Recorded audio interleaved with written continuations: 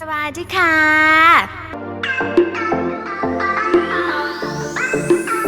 Thailand नाम सुनते ही goosebumps आ जाते हैं ना। लगता है कि पार्टी करेंगे, घूमेंगे। And this was my first time जब मैं थाईलैंड जा रही थी।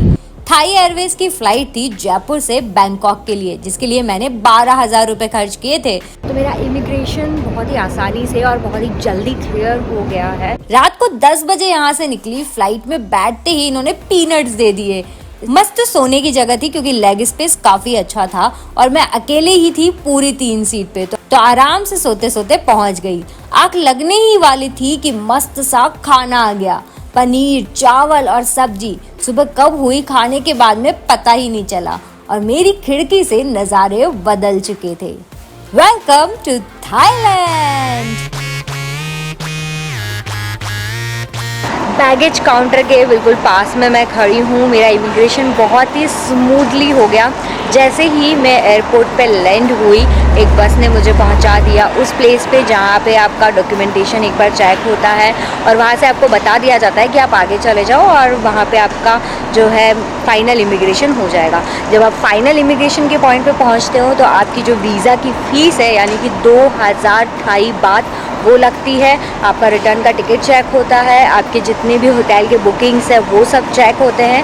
वीज़ा ऑन अराइवल वैसे जो है 15 डेज़ के लिए अलाउ है, मतलब आप यहाँ पहुँचने के बाद में अगले 15 दिन तक यहाँ पे रह सकते हैं उस 2,000 की फ़ीस को देकर। हालांकि मेरा एक दिन एक्सटेंड हो जा रहा है और जिस वजह से 16 दिन हो रहा है क्योंकि रात की फ़्लाइट है तो नेक्स्ट डे आ जा रहा है, लेकिन उसकी वजह से कोई ऐसा प्रॉब्लम नहीं हुई। मुझसे कुछ भी नहीं पूछा गया, लेकिन हो सकता है आपसे पूछा जाए अगर इस तरह का कोई केस है तो मेक श्योर कि 15 दिन के अंदर अंदर ही आप अपनी रिटर्न की फ़्लाइट जो है वो बुक करवा लें ताकि आपको किसी तरह की कोई प्रॉब्लम ना हो।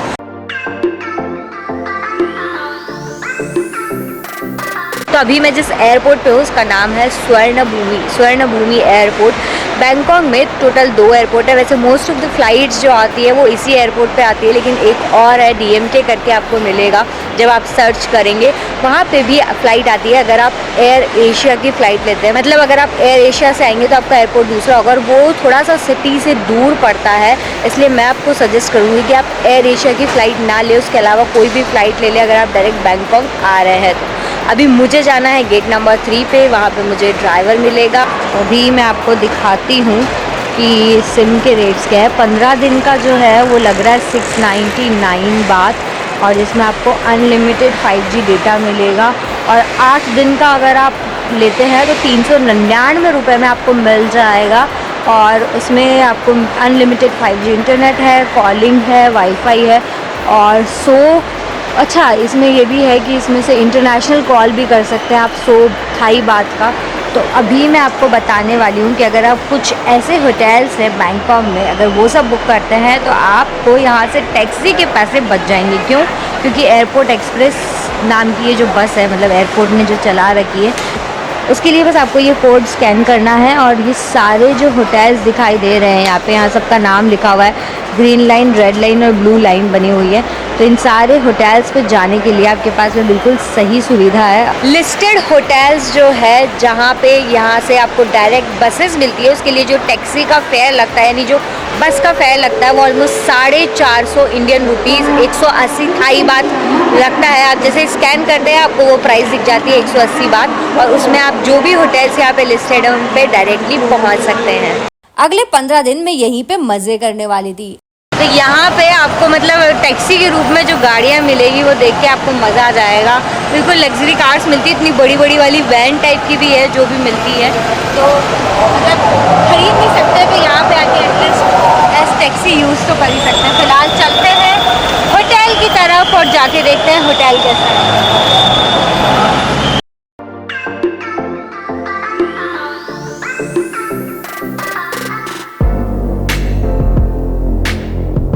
थाईलैंड वीज़ा फ्री है, जिसका मतलब है आपको कोई पैसा नहीं देना होता है। 2024 में हमारे देश का पासपोर्ट काफी स्ट्रांग हो चुका है।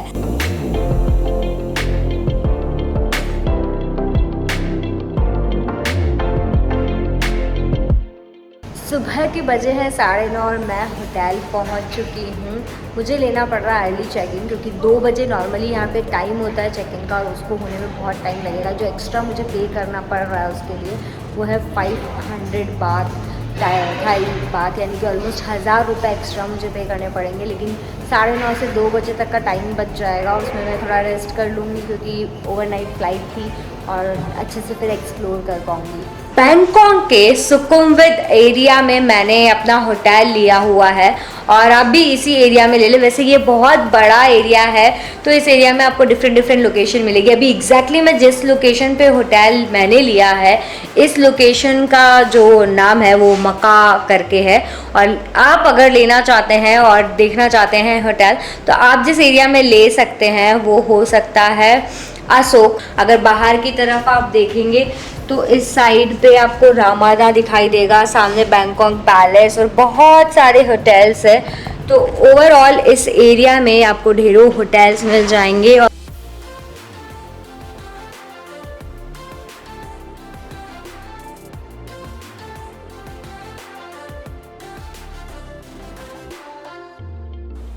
तो अब मैंने बात ले ली है। ये पिंक सी ड्रेस जो मैंने सरोजनी से ली थी, पहन के मैं रेडी हो चुकी हूँ। सिम लेने के लिए चलते हैं 7-Eleven। आप एयरपोर्ट से भी सिम ले सकते हो बट वो बहुत एक्सपेंसिव होती है।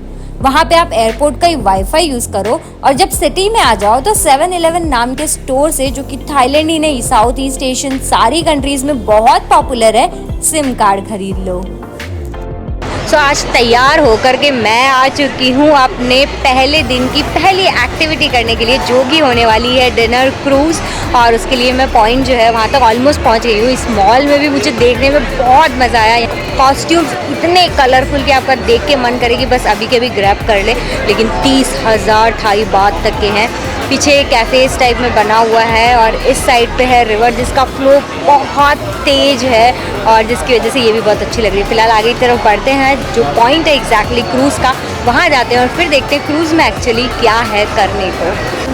आइकॉन सियाम एक मॉल है जो कि बैंकॉक का आप बोल सकते हैं ऐसा मॉल है जहाँ पे बहुत सारे टूरिस्ट आते हैं। बहुत हैपनिंग सा प्लेस है। वहाँ तक जाने के लिए आपको लेनी होती है फेरी। हालांकि ये जो शटल सर्विसेज है वो फ्री है। और उस साइड जब आप पहुँच जाते हैं तो आप मॉल भी घूम सकते हैं और वहीं से डिनर क्रूज़ भी चलता है। तो आप डिनर क्रूज़ के लिए भी वहीं से अपना क्रूज़ ले सकते हैं। मैं जिस क्रूज़ में जा रही हूँ उसमें वेज ऑप्शंस अवेलेबल होंगे।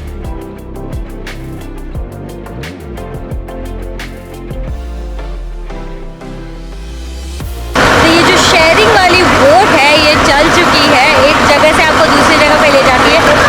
शाम का टाइम हो चुका है, मौसम बहुत अच्छा लग रहा है। इस पानी की वजह से ठंडी ठंडी हवा चल रही है और मौसम जब अच्छा हो जाए तो हर चीज़ और ज़्यादा अच्छी लगने लगती है। तो सिर्फ 2 मिनट में उस पार से इस पार में आ गई और इस पार में जो देखने को मुझे मिला है, माय गॉड, इतनी प्यारी लाइटिंग्स यहाँ पे है। बहुत ही अच्छी अच्छी सी काइट्स जो है बड़ी बड़ी सी उड़ रही है। बहुत ही कलरफुल, बहुत ही ब्राइट और बहुत ही प्यारा ये लग रहा है। बाकी अंदर जाके देखते हैं। यहाँ पे सुना है एप्पल का एक बहुत बड़ा स्टोर है जो थाईलैंड का फर्स्ट एप्पल स्टोर है और जिसका एक्सपीरियंस लोग बोलते हैं बहुत अच्छा है। तो अंदर जाते हैं, देखते हैं इस सियाम मॉल में क्या है और फाइनली डिनर क्रूज़ में क्या मिलता है, क्या ऑप्शंस होते हैं, कितना मज़ा आता है, कितने लोग होते हैं और चार्जेस की बात भी कर ही लेंगे।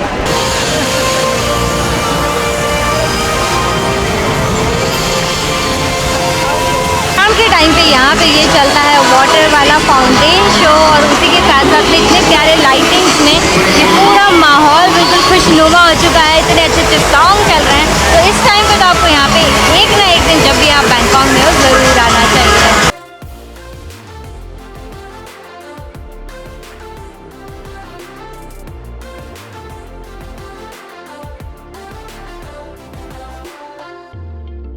तो बहुत से लोगों को ये लगता है कि फॉरेन जा रहे हैं तो आईफोन के प्रोडक्ट्स ले लिए जाए। तो यहाँ पे मैं आई हूँ स्टोर पे और ये थाईलैंड का one of the oldest store है।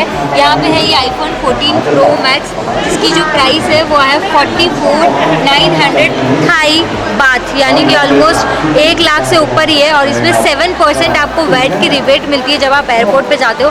तो प्राइसेस में बहुत ज़्यादा डिफरेंस नहीं है जब हम INR यानी कि रुपीज़ में इसको कन्वर्ट करते हैं। लेकिन थाई बात के अकॉर्डिंग तो ये मतलब नॉर्मली है, हमारे वहाँ से सस्ता है। तो आप आ रहे हैं और आप लेना चाहते हैं तो ले सकते हैं, बट प्राइसेस में कुछ बहुत ज़्यादा डिफरेंस नहीं है। बस जो वैट की वजह से डिफरेंस आएगा, 7% आपको जो रिबेट मिलेगी, बस वही डिफरेंस आपको लगेगा।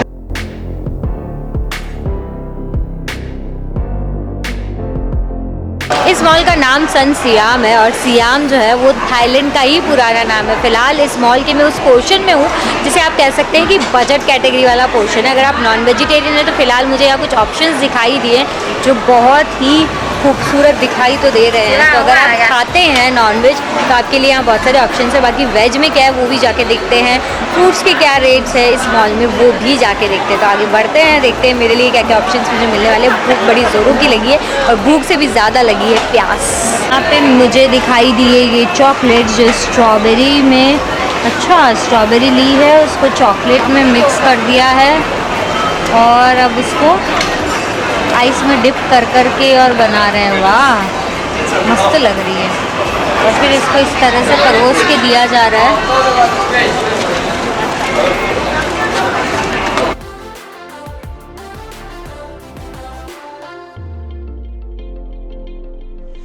तो पानी के बॉटल की बात करें तो यहाँ पे ये वाली बॉटल है 30 रुपए की, 12 यहाँ पे लिखा है थाई बात यानी ऑलमोस्ट 2.5 दिरहम, 30 रुपए की ये बॉटल है।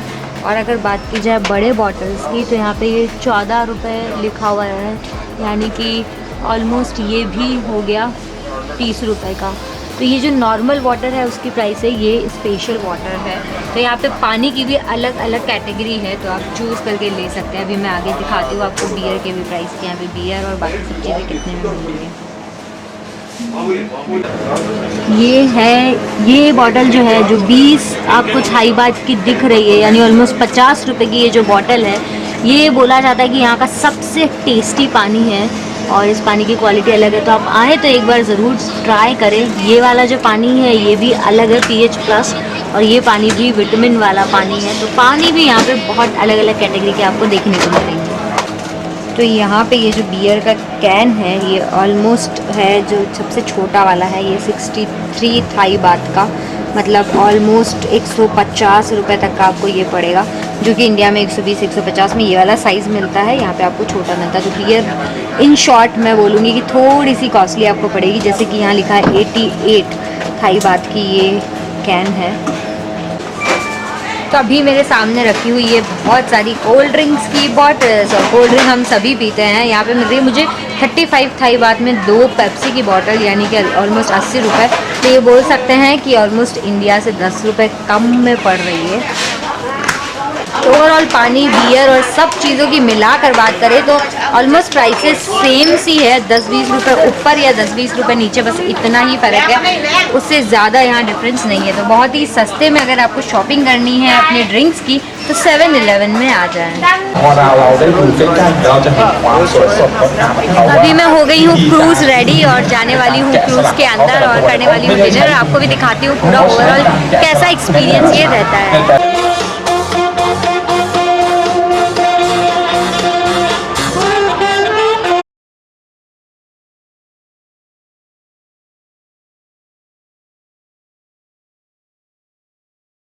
क्रूज़ आ चुकी है बिल्कुल सामने और बहुत ज़्यादा रश है, मतलब ऑलमोस्ट सारे इंडियन से हैं जो इस क्रूज़ को मुझे लग रहा है ऑलरेडी लग चुका है, मतलब आप जाते ही डिनर कर सकते हैं। एक स्टिकर मिला है जो ऑलमोस्ट सबको सेम मिला है।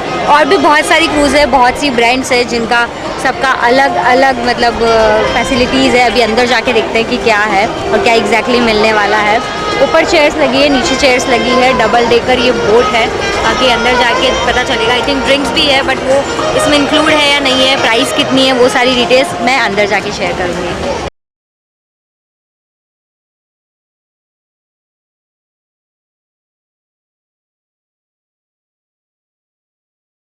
The buffet is open, you can take your food now and enjoy your dinner, enjoy the music, enjoy your night with us. Thank you for tonight.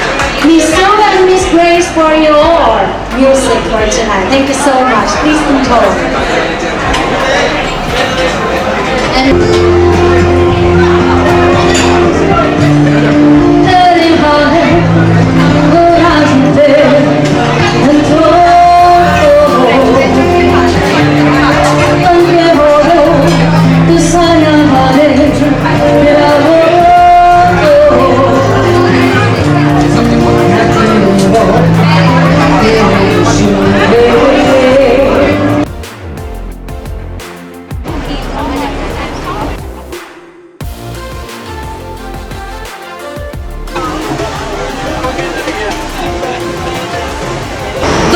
की टोटल बोट की मतलब cruise की जो ride है वो होती है रात को 10 बजे फिनिश हो जाती है। आप अपना डिनर एंजॉय कर चुके होते हैं और वापस उसी पॉइंट पे आ जाते हैं। इसके बाद आप चाहें तो नाइट लाइफ एंजॉय करने के लिए मार्केट चले जाएं। बैंकॉक को जाना चाहता है उसकी नाइट लाइफ के लिए, और अभी मैं जिस प्लेस पे हूँ नाना प्लाजा, ये इसी चीज़ के लिए बहुत पॉपुलर है। आपको यहाँ पे नाइट क्लब्स में आके अपनी वाइफ के साथ एंजॉय करना है, गर्लफ्रेंड के साथ एंजॉय करना है, या फिर आप एज बैचलर आ रहे हैं और आपको किसी और लड़के के साथ एंजॉय करना है, सारी चीज़ें यहाँ पे अवेलेबल है। जो प्राइसेस है उसके बारे में मैं थोड़ा सा आपको बता देती हूँ एक आइडिया के लिए। जो स्टार्टिंग प्राइस होती है वो होती है 2000 थाई बात से स्टार्ट होता है, और ये प्राइस जाती है डिपेंडिंग ऑन ऑफ कोर्स। बहुत ज़्यादा डेप्थ में मुझे नहीं आइडिया है, लेकिन जो ऊपर से आइडिया है वो मैंने बताया। अंदर बहुत सारे क्लब्स भी हैं जहाँ पे पोल डांस वगैरह होते हैं, उनके क्या चार्जेस है, वहाँ कैसे जा सकते हैं, उसके लिए क्या रूल्स एंड रेगुलेशंस आपको फॉलो करने होते हैं, वो सारी चीज़ें भी मैं आपको बताने वाली हूँ। फिलहाल मेरा प्लान है अंदर जाने का। और ये तो बात होगी लड़कों के लिए नाइट लाइफ की। क्या ऐसे भी कोई प्लेसेस है जहाँ पे लड़कियों के लिए कुछ होता है, या फिर LGBT कम्युनिटी यानी कि गेस के लिए, लेस्बियंस के लिए कुछ होता है, तो वो भी मैं आपको इसी वीडियो में बताने वाली हूँ। फिलहाल अंदर चलते हैं और ये जो बॉयज़ वाली नाइट लाइफ है इसके बारे में थोड़ा और जानते हैं और ट्राई करते हैं कि यहाँ पे गर्ल्स कैसे इंजॉय कर सकती है। मैं अंदर क्लब में जाके आई हूँ और वहाँ पे फोटोग्राफी बिल्कुल अलाउ नहीं है। आपको जब अंदर जाना होता है पासपोर्ट दिखाना होता है, और पासपोर्ट दिखा के आप अंदर जाते हो। अब अंदर क्लब्स में क्या है, बहुत डिफरेंट वैरायटी के क्लब्स आपको मिलेंगे। कुछ में गर्ल्स सिर्फ बिकनी में डांस कर रही है, कुछ में ऊपर से बिल्कुल न्यूड है डांस कर रही है। आपको अंदर जाके सिर्फ इतना करना है कि एक ड्रिंक ऑर्डर करनी है, जो मन करे आपका वो ड्रिंक ऑर्डर कर सकते हो। मैं जिस क्लब में गई थी वो थोड़ा अच्छा कैटेगरी का क्लब था, तो उसमें 150 थाई बात जो है वो मुझे पे करना पड़ा था। एक कॉफ़ी मैंने ली थी। आप चाहें तो वहाँ पे ड्रिंक मतलब जो वाइन, आप चाहें तो उसमें वाइन वगैरह भी ले सकते हो, जो आपका मन करे वो ऑर्डर कर सकते हो और थोड़ी देर तक बैठ सकते हो। जैसे ही आपकी एक ड्रिंक ख़त्म होती है आपको सेकंड ड्रिंक ऑर्डर करनी ही पड़ती है। मतलब ऐसा नहीं कि आप एक ड्रिंक को होल्ड करके बैठे रहोगे, वो अलाउ नहीं है। उसके अलावा अगर आप मतलब एज ए बॉय एक लड़का हो और आ रहे हो तो वहाँ पे मतलब जो जिस भी लड़की को चूज़ करना चाहते हो, जिसके साथ भी फन करना चाहते हो, बातें करना चाहते हो, सिर्फ अपने पास बिठाना चाहते हो, जो भी चाहो कर सकते हो। उनके लिए आपको ड्रिंक ऑर्डर करनी पड़ेगी, मतलब जिस भी लड़की को आप चूज़ करोगे उनके लिए ड्रिंक ऑर्डर करनी पड़ेगी। और फिर उसके बाद में I don't know about payments, वो अपनी मर्जी पे होता है, जितना जिसको देना है उस हिसाब से। बट हाँ, ओवरऑल इज़ फन। अगर आप कपल भी आ रहे हो या सोलो गर्ल की तरह भी आ रहे हो तो भी you will enjoy, you will have great time. बाकी लड़कियों के लिए स्पेसिफिक पॉइंट्स कौन से हैं वो भी मैं आपको ज़रूर बताऊंगी। यहाँ पे किसी भी तरह का कोई आपको टेंशन लेने का जरूरत नहीं। अगर आप अकेले भी आ रहे हैं सोलो ट्रिप में, तब भी बहुत ही आराम से आप जाके अंदर एंजॉय कर सकते हैं। किसी तरह का कोई प्रॉब्लम नहीं है, कोई मतलब आपको ऐसा अनसेफ टाइप फील नहीं आएगा। बहुत ही सेफ और सिक्योर प्लेस है। इनफैक्ट हैपनिंग है, मतलब ऐसा कोई ज़बरदस्ती गंदगी और ऐसा कुछ भी नहीं दिखाई देगा जैसा मैंने वीडियोस में देखा था बहुत से व्लॉगर्स की यहाँ आने से पहले कि ऐसा होता है वैसा होता है, बट ऐसा कुछ भी नहीं है। Just happening place. एंड सिर्फ इसके लिए नहीं है कि यहाँ पे एडल्ट चीज़ होती है, आप कपल की तरह आराम से आ सकते हैं और साथ में जो डांस है, पोल डांस वगैरह है, उनको एंजॉय कर सकते हैं।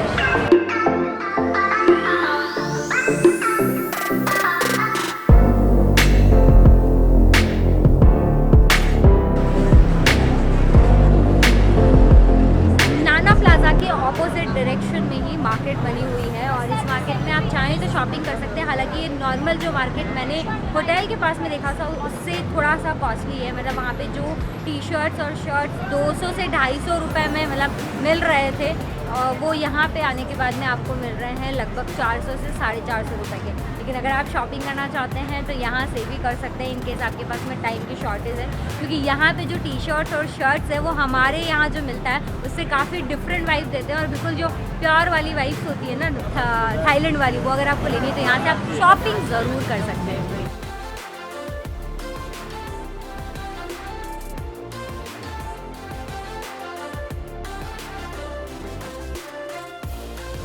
तो मैं करेंसी एक्सचेंज करवाने के लिए मैं आपको सजेस्ट करूँगी कि आप जितना हो सके एयरपोर्ट से करेंसी लेना अवॉइड करें। या तो आप हमारी कंट्री यानी इंडिया से ही अपने साथ में लेकर चले थॉमस कुक या ऐसे बड़े ब्रांड्स के साथ, ताकि आपको कई बार ऐसा होता है कि कुछ लोग मतलब आपको नोट गलत दे देंगे, हमें तो पता नहीं होता। तो छोटे मोटी जगह से अगर आप करवाएंगे जो अनऑथराइज्ड होते हैं उनसे तो बिल्कुल भी लेने की रिस्क ना लें, क्योंकि आपको मतलब चीट हो सकता है आपके साथ में। तो बड़ी कंपनी के साथ वहीं से करवा के लाएं, और फिर भी अगर आपको यहाँ आके ज़रूरत पड़ती है तो आप इन छोटे छोटे ऑफिसेज में करवाएं। अभी जैसे मैंने जहाँ से करवाया है, नाना प्लाजा के पीछे की साइड में एक गली जा रही है, उस पूरी लेन में काफ़ी सारे शॉप्स हैं, तो वहाँ से मैंने करवाया। रेट बहुत अच्छी है, 33 मतलब आप ये समझ लीजिए 400 बात जो थाई बात है उसका डिफरेंस आ रहा है टोटल एयरपोर्ट से और यहाँ से। और बात करें अगर सिम कार्ड की, तो सिम कार्ड यहाँ पे थोड़ा सा कॉस्टली है। मैंने जिस एरिया से लिया था उस एरिया में, रमाडा होटल के एरिया से मैंने लिया था, तो वहाँ पे आपको काफ़ी रीज़नेबल मिल जाएगा। तो ओवरऑल सिटी से सारी चीज़ें लें, ना कि एयरपोर्ट से।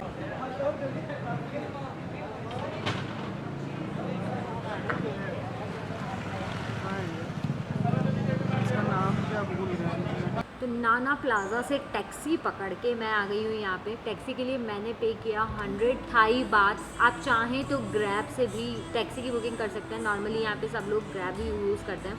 अभी मैं आ पहुँची हूँ होटल के पास ही, बिल्कुल प्योर वेज रेस्टोरेंट में। इसका नाम है राधा कृष्णा, और मैं नाम से ही इस पर अट्रैक्ट होके आई हूँ कि यहाँ पे बिल्कुल ऑथेंटिक मुझे प्योर वेज मिलेगा।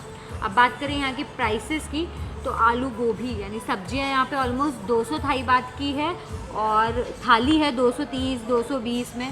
तो मतलब 500 रुपये तक में आपको पूरा भरपेट खाना, मतलब मैं एक्सपेक्ट कर रही हूँ कि थाली की क्वांटिटी अच्छी खासी होगी। तो अगर आप थाली ऑर्डर करते हैं तो 450 से 500 रुपये में आपको पड़ेगी, और उसमें आप भरपेट खाना खा सकते हैं। सुबह के बज गए हैं 8:30 और मैं रेडी हो चुकी हूँ आज जाने के लिए सफारी वर्ल्ड। पहुंच चुकी हूँ सफारी वर्ल्ड, और आने में लगभग आधे घंटे का समय लगा। बस में काफ़ी सारे लोग अलग अलग होटल से पिकअप होते जाते हैं और आप आगे बढ़ते जाते हैं। फ़िलहाल हम अंदर आ चुके हैं। मेरी इस टिकट में जो इंक्लूड है वो है सफारी वर्ल्ड का टिकट, यहाँ एक मरीन पार्क है उसका, और लंच और पिक एंड ड्रॉप। तो जब आप कहीं से भी बुक करते हैं तो ये चीज़ मेक श्योर करें कि आपकी सारी चीज़ें इंक्लूड हो, अदरवाइज़ आपको प्रॉब्लम हो सकती है। हो सकता है लंच नहीं हो, तो यहाँ आने के बाद में आपको जो पे करना पड़ेगा वो हाई अमाउंट हो सकता है।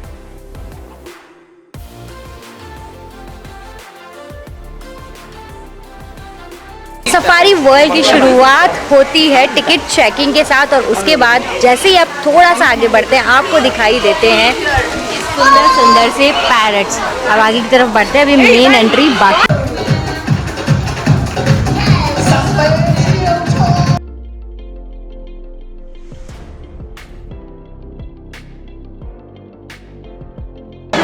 तो 3 शो को फिनिश करने के बाद मैं बिल्कुल आराम से आलती फालती मार के और बैठ गई हूँ लंच करने के लिए। लंच में मुझे मिला बनाना और गवावा, फ्रूट्स में सैलेड है, पूड़ी है, सब्जी है, दाल है, चावल है, मतलब जो भंडारे वाला खाना होता है उस टाइप का है, सिवाय दही और फ्रूट्स को छोड़ के वैसा ही फील आएगा। हालांकि नॉनवेज में भी थोड़े ऑप्शंस हैं।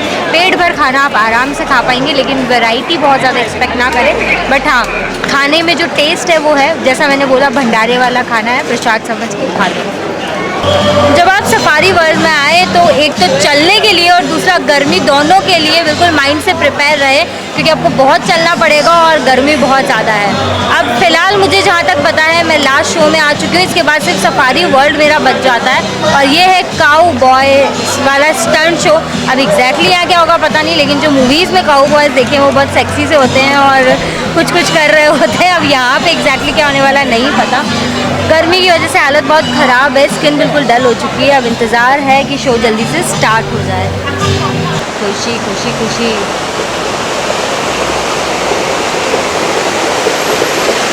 अभी मैं आ चुकी हूँ एक ऐसे प्लेस पे जो कि सोलो ट्रैवलर्स के लिए, और वो सारे लोग जो बहुत ही बजट फ्रेंडली ट्रैवल करना चाहते हैं थाईलैंड में, एक बहुत ही अच्छा मीडियम हो सकता है ट्रांसपोर्टेशन का। इसको बोला जाता है क्लोंग टोई, जो कि बेसिकली एक बोट होती है और ड्रेनेज वाले जो वाटर है उसमें चलती है। एक जगह से दूसरी जगह पहुंचाने का ये सबसे सस्ता और फास्ट मोड हो सकता है। कुछ पर्टिकुलर एरिया से ये चलती है, जैसे मैं जहाँ पे स्टे ली हूँ उससे मुझे चलना पड़ा ऑलमोस्ट 200 से 300 मीटर, और फिर वहाँ से मुझे ये बोट मिलने वाली है। यहाँ से मैं जाने वाली हूँ एक प्लेस पे, वहाँ से फिर मैं बस लेने वाली हूँ और फिर लेने वाली हूँ फुकेट का टिकट। तो अगर आप बजट फ्रेंडली ट्रैवल करना चाहते हैं तो आपको थोड़े से जुगाड़ करने पड़ते हैं। इनकेस आप पैकेज वगैरह लेके आ रहे हैं तो आपको इन सबको मतलब ऑप्ट करने की ऐसी नीड नहीं होती है, बट स्टिल अगर आपको थोड़ा एक्सपीरियंस लेना है तो एक जगह से दूसरी जगह जाके और फिर वापस आ सकते हैं। Just to experience this ride, क्योंकि ये हमारे इंडिया में इस तरह की राइड्स नहीं होती है। बैंकॉक में आज भी राजाओं का शासन है। अभी मैं जिस प्लेस पे हूँ उसके एक साइड में राजा का जो महल है वो बना हुआ है। अभी यहाँ पे ऑलमोस्ट 3 से 4 साल पहले ही राजा की डेथ हुई थी, तो उसके बाद से जो प्रिंस और प्रिंसेस है वही यहाँ के किंग और क्वीन है। मतलब क्वीन तो नहीं बोलूँगी, मतलब दोनों भाई बहन है जो अभी रूल कर रहे हैं। जो बैंकॉक जाना जाता है सिर्फ नाइट लाइफ के लिए, वैसा नहीं है। यहाँ का कल्चर बहुत अच्छा है। यहाँ पे ढेरों टेम्पल्स हैं जो बिल्कुल हिंदू कल्चर से आपको मिलते जुलते से दिखाई देंगे। बहुत ही प्यारा और बहुत ही बोल सकते हैं भव्य यहाँ का आर्किटेक्चर है, सोने जैसा है। और हमारे यहाँ पे जैसे कपड़ों पे जो नक्काशी होती है तारे और मोती से, उसी टाइप की नक्काशी आपको यहाँ पे देखने को मिलेगी। ये देखिए मिरर का वर्क है, ग्रीन कलर और रेड कलर से ये पूरा आर्किटेक्चर बना हुआ है। ऊपर की साइड भी देखेंगे तो आपको बहुत ही प्यारा आर्किटेक्चर यहाँ का दिखाई देगा। तो ओवरऑल ऐसा नहीं है कि यहाँ पे घूमने के लिए और प्लेसेस नहीं है, और इसी के साथ साथ बहुत आसपास में छोटे छोटे से प्लेसेस है, बहुत बड़े बड़े मंदिर भी है। और इसी मंदिर में आपको सामने की तरफ दिखाई देगा ये खूबसूरत सा गार्डन। पूरा जो सामने का आर्किटेक्चर है वो वाइट कलर का बना हुआ है। यहाँ के फोटोग्राफ्स आपके बहुत ही प्यारे आएंगे। और इतनी चिलचिलाती हुई धूप में जो ये शीशे हैं ये ऐसे चमक रहे हैं जैसे मानो शीश महल हो। बहुत ज़्यादा प्यारा ये मतलब आपको लगेगा जब आप इसे पास से देखेंगे। तो ये सब चीज़ें भी यहाँ पर ज़रूर एक्सप्लोर करें। ये जो शानदार सा आर्किटेक्चर आपको मेरे पीछे दिखाई दे रहा है, ये किसी मंदिर का नहीं, मॉनेस्ट्री का है। मॉनेस्ट्री बिल्कुल रोड पे ही बनी हुई है और बिल्कुल फ्री ऑफ कॉस्ट आप आ सकते हैं। अंदर गौतम बुद्धा जी का स्टैचू है और बहुत शांति है। मतलब आप बोल सकते हैं पिन ड्रॉप साइलेंस है, मॉन्क्स है, मतलब जो एक मॉनेस्ट्री में होना चाहिए। एक परफेक्ट आर्किटेक्चर के साथ साथ बिल्कुल परफेक्ट दर्शन जो होते हैं, मतलब पीसफुल वाले, और मेडिटेशन के लिए अलग से सेंटर बना हुआ है। तो काफ़ी अच्छा ये प्लेस है। तो अब मैं बैठ चुकी हूँ यहाँ की बस में। एक्का माई मॉल में पड़ता है एक बहुत ही अच्छा सा कैफ़े जिसका नाम दिख रहा है कैरेट्स वीगन कैफ़े। 100% वेजिटेरियन है। अब अंदर जाके देखूंगी मैं कि मैं क्या ऑर्डर करने वाली हूँ, फाइनली क्या खाने वाली हूँ। और यहाँ पे मैं क्यों आई, क्योंकि जिस जगह से मैंने छोड़ा था वहाँ से 1 किलोमीटर के एरिया में आसपास में मुझे कोई प्योर वेज नहीं दिख रहा था। तो मुझे लगा आज मुझे कैफ़े थोड़ा ट्राई करना चाहिए। इंडियन फूड तो हम नॉर्मली हर जगह खाते ही हैं, इंडिया में भी वही खाते हैं। कैफ़े में कुछ अलग वैरायटी खाने को मिलती है और हर जगह का जो टेस्ट होता है वो अलग होता है। आप पास्ता कहीं पे भी ऑर्डर कर लीजिए, हर जगह आपको टेस्ट अलग मिलेगा। आप पिज़्ज़ा कहीं पे भी ऑर्डर कर लीजिए, आपको टेस्ट जो है वो हर जगह अलग मिलेगा। तो आज मेरा मन था कुछ यहाँ के टेस्ट का खाने का, लेकिन वेजिटेरियन, तो मैंने ये चूज़ किया है। अभी अंदर चलते हैं, मैं आपको अंदर से थोड़ा सा कैफ़े भी दिखाती हूँ और एक्चुअल में फूड जब आता है वो कैसा दिखता है और खाने में क्या टेस्ट आता है और कितना अच्छा लगता है वो भी मैं बताऊँगी।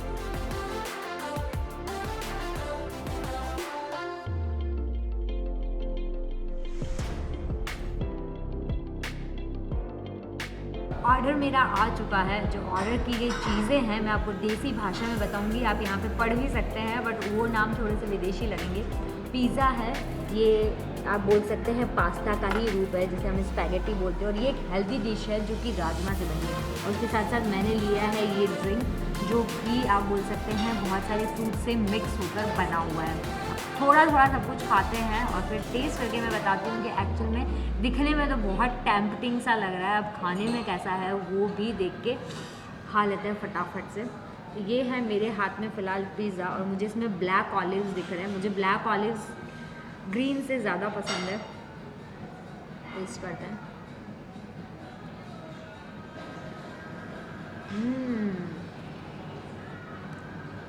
इसमें जो चीज़ का फ्लेवर आ रहा है वो लिटरली बहुत ही अमेजिंग है। और इसमें अगर मैंने चिली फ्लेक्स डाल लिए और फिर और स्पाइसी और मस्त हो जाएगा। वैसे ही ऑलरेडी मैंने स्पाइसी वाला ऑर्डर किया है, बट सच में बहुत शानदार है। अब दूसरी चीज़ भी ट्राई करके दिखाती हूँ, पहले ये थोड़ा सा खा लेती हूँ।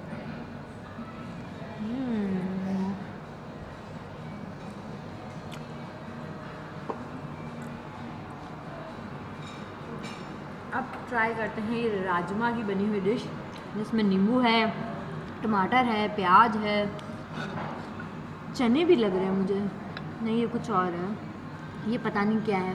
अच्छा ये ब्राउन राइस है, तो इसमें राइस है, राजमा है, सैलड है। मैंने सबका एक एक बाइट चारों कोने से उठा लिया है और अब मैं इसको खाने वाली हूँ।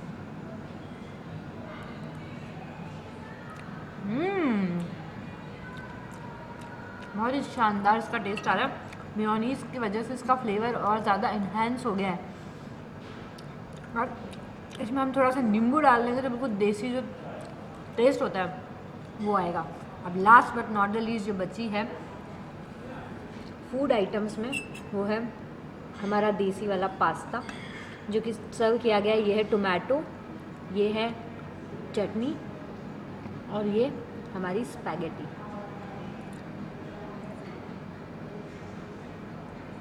मैं इसको डायरेक्टली ही खा रही हूँ यहीं से।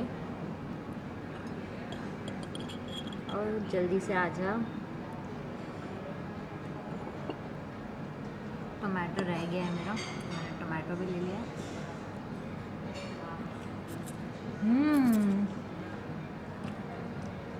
इसमें गार्लिक का ज़बरदस्त फ्लेवर आ रहा है। मतलब जो असली वाला होता है ना, तीखा तीखा सा।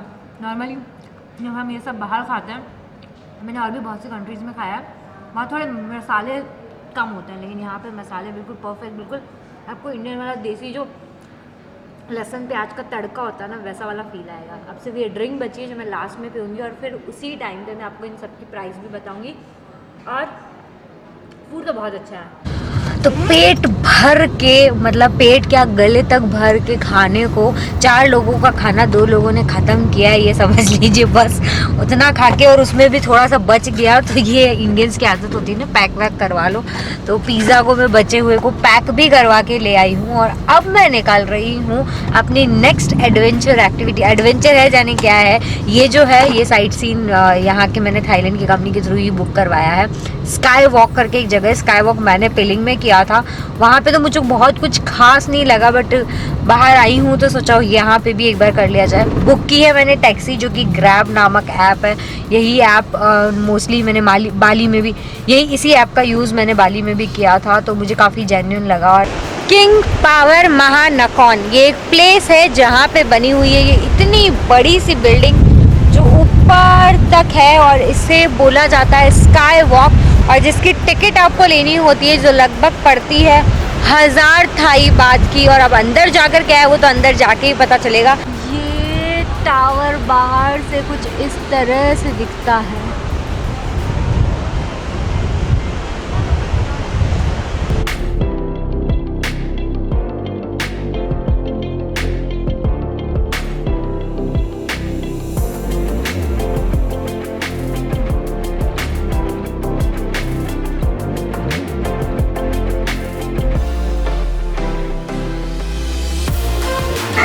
जैसे ही आप स्काई वॉक के टॉप पे आते हैं आपको सच में पूरा बैंकॉक एक ही नज़र में दिखाई देगा। बीच की जो ड्रेनेज है जहाँ पे चलती है सारी बोट्स, चाहे बड़ी बड़ी ऊंची ऊंची इमारतें हों, चाहे सड़कें हों, जो भी आपको देखना है सब कुछ यहाँ से आप बस एक ही नज़र में, मतलब इसका नाम बिल्कुल सही है, ऑब्जर्वेशन डेक। आप यहाँ से सब कुछ ऑब्जर्व कर सकते हो। और शाम के टाइम पे तो यहाँ पे बहुत मज़ा आएगा। थोड़ी देर में सनसेट होने वाला है। जब सूरज ढलेगा यहाँ से तो मैं इमेजिन कर सकती हूँ कितना प्यारा लगेगा। 74th फ्लोर है ये। मैं मतलब अपनी लाइफ में पहली बार इतना ऊपर आई हूँ, बड़ा अजीब लग रहा है, बट ओवरऑल काफ़ी अच्छा एक्सपीरियंस आपको लगेगा, काफ़ी अच्छा फील आएगा। बाकी सनसेट का इंतज़ार करते हैं बैठ के और देखते हैं यहाँ से सनसेट इतना पास से जब आप सूरज देख रहे हैं और जब इसको डूबता हुआ देखेंगे तो ये कैसा दिखेगा। नीचे से तो ये अच्छा लग ही रहा था, लेकिन जैसे ही मैं ऊपर की तरफ धीरे धीरे आई ये और भी ज़्यादा ब्यूटीफुल है। मतलब इसका मैं बोल नहीं सकती वर्ड्स में कितना अच्छा आपको फील होगा। बैक साइड में इस साइड पे सनसेट बस होने वाला है, इस साइड पे आपको सारे लोग बैठे हुए मिलेंगे और बहुत ही प्यारा सा स्लाइड, बिल्कुल रोमांटिक सा म्यूज़िक चल रहा है, बिल्कुल स्लो स्लो। और बिल्कुल येलो कलर के सोफ़ाज़ यहाँ पे रखे हुए हैं जिस पे मैं बैठी हुई हूँ। और इन सभी रीजंस की वजह से ये प्लेस बन जाता है एक मस्ट विजिट आपके लिए। जब आप इतना खर्चा करके थाईलैंड आ ही रहे हैं तो इस प्लेस पे आना भी बनता है, क्योंकि इसका एक्सपीरियंस आपके लिए और इसकी वाइब आपके लिए बहुत डिफरेंट होगी। शाम का वक्त हो चुका है और मैं जा रही हूँ फुकेट की बस पकड़ने के लिए। आज का दिन मैंने ऑलमोस्ट फ्री डे रखा था, मतलब बहुत ज़्यादा कुछ नहीं किया, बस इधर उधर थोड़ी बहुत शॉपिंग, थोड़ा सा मॉल्स को एक्सप्लोर किया और अब मैं बस लेने वाली हूँ। मैं आपको बस स्टॉप पे जाके दिखाऊंगी कि बस कैसी दिख रही है और उसके लिए मैंने कितना प्राइस भी किया था। टिकट मैंने कल ही बुक करवा लिया था क्योंकि एंड मोमेंट पे मिलता नहीं है। टैक्सी मैंने की है ग्रैब ऐप से, जिसके लिए मुझे पे करना पड़ा ऑलमोस्ट 300 थाई बात, जो कि मैंने सीधा उसी प्लेस से, यानी कि जो इंदिरा स्क्वायर मॉल है वहाँ से की थी। अभी मैं पहुँच के आपको दिखाती हूँ बस कैसी दिखती है। मेरी अजम्पशंस में तो काफ़ी अच्छी सी और ऐसी बस है, अब एग्जैक्टली कैसी होती है कहीं ऐसा ना हो इंडिया जैसी स्टेट गवर्नमेंट की बस जैसी बस निकल जाए। जाके देखते हैं और बस की सीट्स कितनी कंफर्टेबल होती है, बस की जर्नी कैसी होती है, कितने आवर्स में कंप्लीट होती है, सब कुछ जो भी है देखते हैं।